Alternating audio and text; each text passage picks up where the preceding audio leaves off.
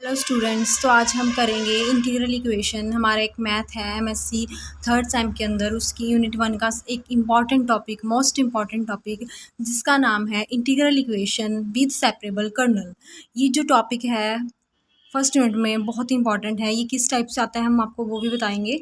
Find the method of reduction to a system of algebraic equation. ठीक है, ये जो टॉपिक है वो इस टाइप से आया हुआ है 2017 में, 19 में और 20 में। और ये अदर टाइप से भी आया हुआ है, जैसे कि ये मैंने आपको दिखाया है 2013 में, prove that the integral equation, ये वाली इंटीग्रल इक्वेशन है।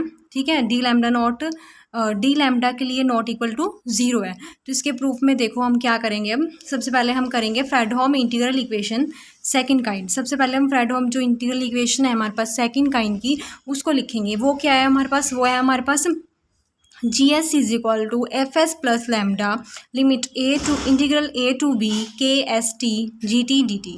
ठीक है, हम इसको इक्वेशन नंबर 1 लेट कर लेंगे।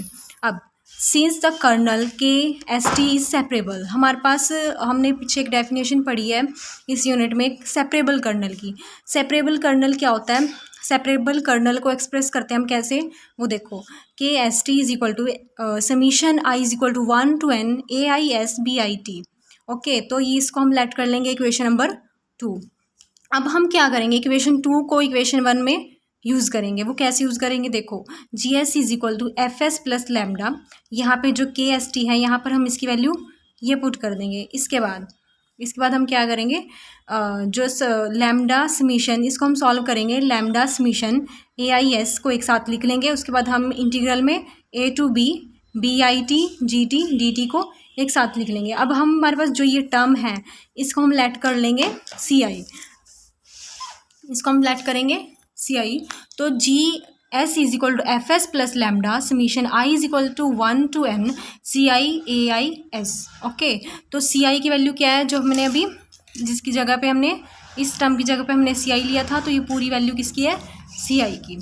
तो हम इसको हम लेट कर लेंगे इक्वेशन नंबर 5। तो अब हम क्या करेंगे, जो हमारे पास इक्वेशन 4 है और इक्वेशन 3 है, हम इसका यूज़ करेंगे। ओके, तो इक्वेशन 4 को हम इक्वेशन 3 में पुट करेंगे। तो वो देखो कैसे करेंगे। F S is equal to, ये वाली इक्वेशन कौन सी है? इक्वेशन 3 है, ये इक्वेशन नंबर 4 है। अब हमारे पास नेक्स्ट स्टेप में क्या होगा, एफ एस जो है वो दोनों तरफ से रिमूव हो जाएगा। ठीक है, तो हमारे पास इक्वेशन बच जाएगी lambda summation I is equal to 1 to n A I C I A I S is equal to lambda summation I is equal to 1 to n A I S, और ये पूरी टर्म। ओके, तो next step में हमारे पास क्या होगा, lambda, ये जो लैम्डा है वो रिमूव हो जाएगा। फिर उसके बाद हम ये वाली टर्म यहाँ पे लिख देंगे। ठीक है, तो अब हम नेक्स्ट स्टेप में क्या करेंगे, हमारे पास जो ये जी टी है, इस जी टी की हम वैल्यू पुट करेंगे। हमारे पास ये वैल्यू कहाँ से आएगी? ठीक है, तो हमारे पास एक था जी एस की वैल्यू कहाँ है हमारे पास? ये देखो, जी एस की जो ये वाली वैल्यू है इसको हम जी टी की फॉर्म में यूज़ करेंगे। जहाँ पे एस है वहाँ पर टी यूज़ करेंगे, और जहाँ पे आई है वहाँ पे के यूज़ करेंगे। तो इस फॉर्म में हम इस जी एस की जो वैल्यू है उसको जी टी की फॉर्म में यहाँ पे पुट कर लेंगे। ओके, तो अब हमने ये पुट कर दी है। अब हम इस पूरी टर्म को इस साइड लेके जाएंगे तो ये नेगेटिव हो जाएगी, इक्वल टू 0 आ जाएगा। अब देखो हमने यहाँ पे यही किया है, इक्वल टू 0 आ जाएगा।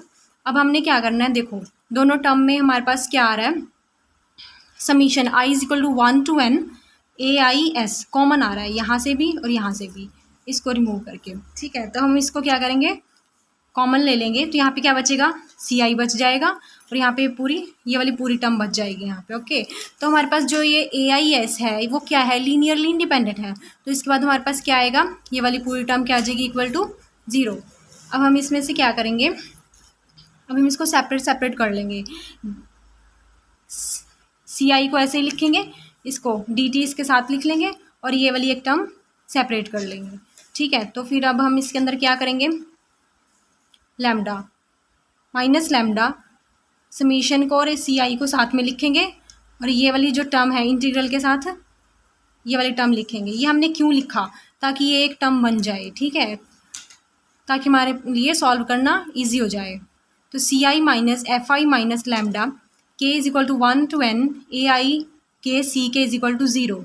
जो यहाँ पे एफ आई है उसकी वैल्यू क्या है, ये पूरी इस टर्म की जगह हमने क्या रखा है, एफ आई लेट कर लिया इस पूरी टर्म को, ठीक है।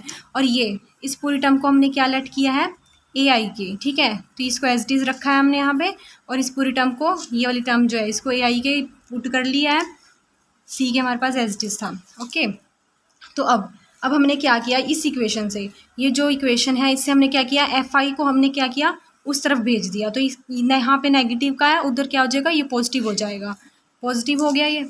अब हमने क्या करा, अब देखो, अब हम इसमें वैल्यू पुट करेंगे, ठीक है। आई के प्लेस पर हम 1 2 3 4 एन तक लेके जाएंगे। ऐसे ही हम यहाँ पे हम आई के प्लेस पे 1 2 3 4 एन तक लेके जाएंगे। अब हम इसमें देखो वैल्यू पुट कैसे करेंगे, फर्स्ट हम करेंगे C1 C2 C3 CN, okay. फिर हमारे पास क्या था, लैम्डा को हम ऐसे ही लिखेंगे सारे उसमें, ओके। फिर हम इस यहाँ पे देखो, यहाँ पे क्या करेंगे, यहाँ पे पहले A1 करेंगे, K1 करेंगे। K की वैल्यू कहाँ से जा रही है, 1 से N तक जा रही है, तो A पहले आई की प्लेस पर भी 1 पुट होएगा और K के प्लेस पे 1 पुट होएगा। फिर आई के प्लेस पे 1 पुट होएगा, K के प्लेस पे 2 पुट होएगा। फिर आई के प्लेस पे 1 पुट होएगा, K के प्लेस पे 3 पुट होएगा। फिर ऐसे सो ऑन, A के प्लेस पे 1 पुट होएगा और K के प्लेस पे N पुट होएगा, ठीक है। तो फिर ऐसे ही सी आई में भी क्या करेंगे, 1 2 3 4 सो N तक। आई में भी कैसे करेंगे, 1 2 3 4 N तक, ओके। तो ऐसे ही हमने इसको ओपन किया। अब हम इसमें क्या करेंगे, यहाँ तक पहले हमने इसमें वैल्यू पुट कर ली, फिर हम इसमें देखेंगे कॉमन क्या है। C1 की 2 टर्म्स हैं, ओके। तो C1 की जो 2 टर्म्स हैं उनको दोनों को इकट्ठा कर लेंगे इस वाली उसमें इक्वेशन में। सेकंड में क्या होगा, हमारे पास C2 की 2 टर्म्स हैं, ऐसे ही हम सब इक्वेशन में से सेपरेट करते जाएंगे, ओके। फिर अब हम क्या करेंगे, डी लैम्डा क्या है, एक इन वो डिटर्मिनेंट की फॉर्म में इस इक्वेशन को हम रिप्रेजेंट कर देंगे। वो कैसे लिखी जाएगी, इस टाइप से, ठीक है। तो हमारे पास फर्स्ट केस क्या बनेगा, जो डी लैम्डा है वो अगर नॉट इक्वल टू 0 होएगा, तो जो हमारी एल्जेब्रिक सिस्टम की इक्वेशन है उसका जो क्या होगा, यूनिक सोल्यूशन होएगा, ठीक है। और अगर हमारे पास क्या होता है, सेकंड केस क्या होता है, D lambda no equal to 0 जाता है, तो हैज़ मैनी इन्फिनाइट सोल्यूशन होंगे, ठीक है। तो अब हम देखते हैं, हमने ये वाला मेथड पढ़ा, अब इसकी हम देखते हैं कि लिमिटेशंस क्या थी, ठीक है। तो इसकी जो लिमिटेशंस थी वो क्या थी, it is applicable only for second kind integral equation. देखो हमने ये सेकंड काइंड ही लिखी थी ना, ये हमारे फ्रेडहोम की सेकंड काइंड इंटीग्रल इक्वेशन थी। ये मेथड जो है अलजेब्राइक मेथड, वो सिर्फ इसी के लिए एप्लीकेबल है और किसी के लिए एप्लीकेबल नहीं है, ये इसकी एक लिमिटेशन है, ओके। Thank you.